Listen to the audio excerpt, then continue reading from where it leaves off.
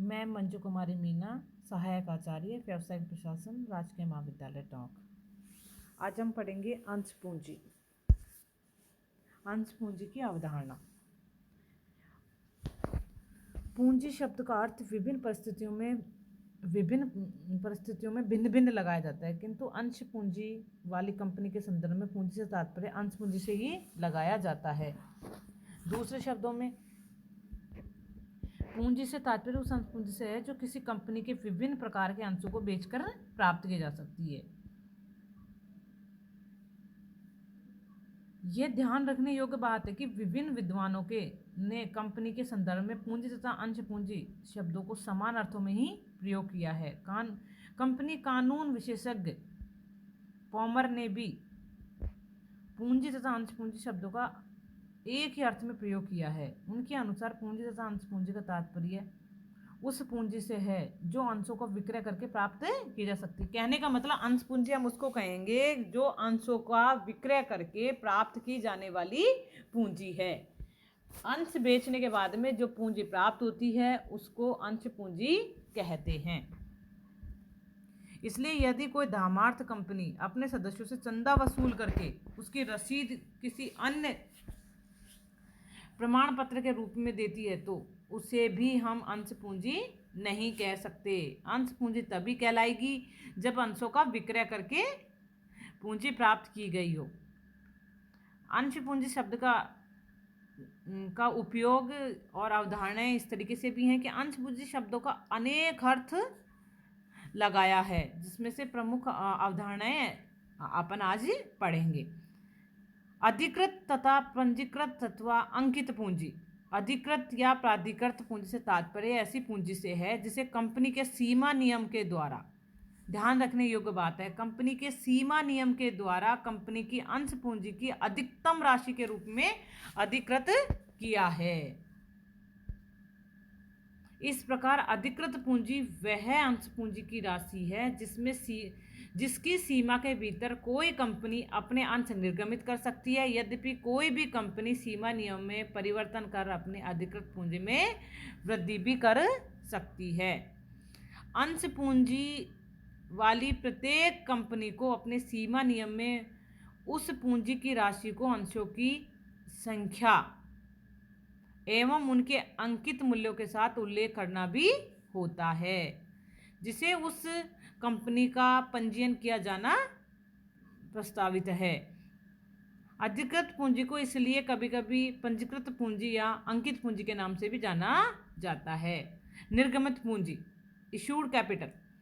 निर्गमित पूंजी से तात्पर्य उस पूंजी से है जिसे कंपनी समय समय पर अभिधान हेतु निर्गमित करती है। दूसरे शब्दों में यह अधिकृत पूंजी का वह हिस्सा है जो समय समय पर अभिधान हेतु प्रस्तावित है। इसमें नगद के बदले अथवा नगद के अतिरिक्त किसी भी अन्य प्रतिफल के बदले निर्गमित पूंजी सम्मिलित है। प्रत्येक अपनी निर्गमित पूंजी की राशि को अपनी बैलेंस शीट में प्रकट करने के लिए उत्तरदायी होती है। अभिधत्त पूंजी।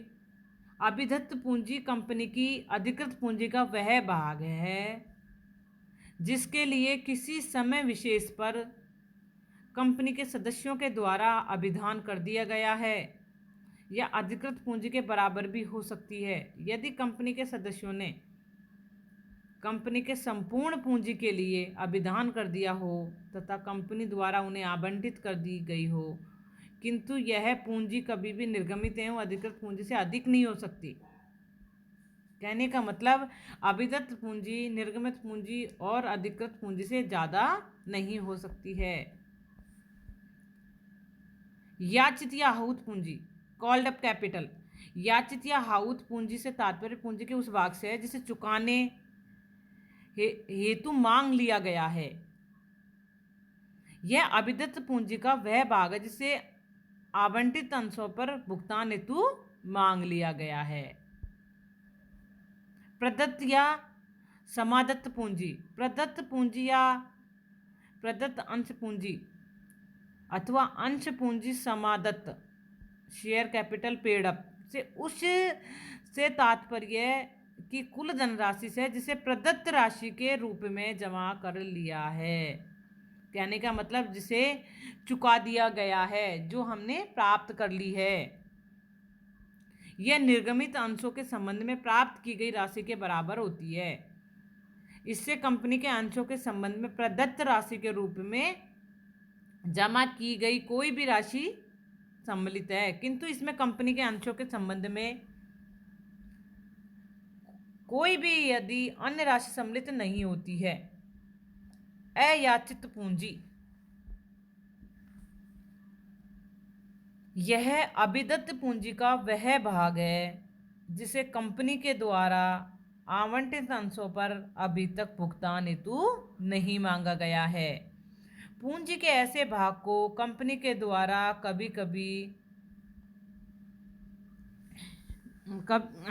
कंपनी के द्वारा कभी भी भुगतान हेतु मांगा जा सकता है। कहने का मतलब जैसे 100 रुपये का शेयर है, हमने 90 रुपये मांग लिए हैं, लेकिन अभी 10 रुपये बाकी हैं, तो हम वो 10 रुपये शेयर होल्डर से कभी भी मांग सकते हैं।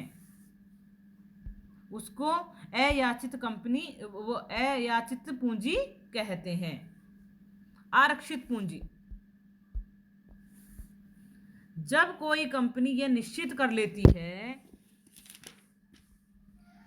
कि कंपनी की पूंजी का एक भाग कंपनी के समापन के समय ही मांगा जाएगा, तो वह पूंजी आरक्षित पूंजी कहलाती है। दूसरे शब्दों में आरक्षित पूंजी अयाचित पूंजी का वह भाग है जिसे कंपनी ने केवल समापन के समय या समापन के उद्देश्य के लिए ही मांगने के लिए निर्धारित किया है। कंपनी ऐसा एक विशेष संकल्प पारित करके इस राशि को निर्धारित कर सकती है। कंपनी इस राशि को अंशधारियों से तभी मांग सकती है जबकि समापन के समय दायित्वों के भुगतान के लिए कंपनी की संपत्तियां अपर्याप्त रहती हैं। ऐसी पूंजी को सक्षम प्राधिकारी की अनुमति से ही साधारण पूंजी में परिवर्तित किया जा सकता है। आरक्षित पूंजी के विरुद्ध कोई प्रभार भी उत्पन्न नहीं किया जा सकता है।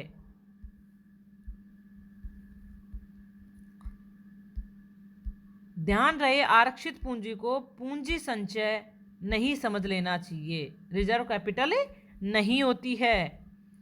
पूंजी संचय का निर्माण उन लाभों से होता है जो किन्हीं विशिष्ट परिस्थितियों में अर्जित किए गए हैं अथवा विशिष्ट परिस्थितियों से उत्पन्न होते हैं। सामान्यतः पूंजी संचय का निर्माण समामेलन से पूर्व लाभ, किसी चालू व्यवसाय के खरीदने से हुए लाभ, पूंजीगत संपत्तियों के विक्रय से प्राप्त लाभ, अंशों व ऋण पत्रों के निर्गमन पर प्राप्त प्रीमियम, ऋण पत्रों के शोधन से प्राप्त आय इत्यादि से होता है।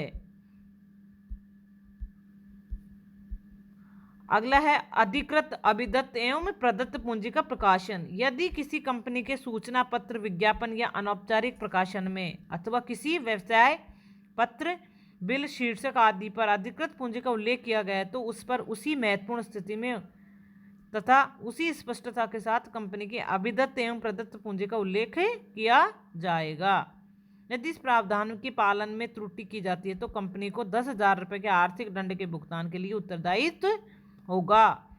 इसके अतिरिक्त कंपनी का प्रत्येक दोषी अधिकारी भी ऐसी प्रत्येक मुक्ति के लिए 5,000 रुपये के आर्थिक दंड के लिए भुगतान के लिए दायी होगा। आज हमने अंश पूंजी की अवधारणा के बारे में पढ़ा है।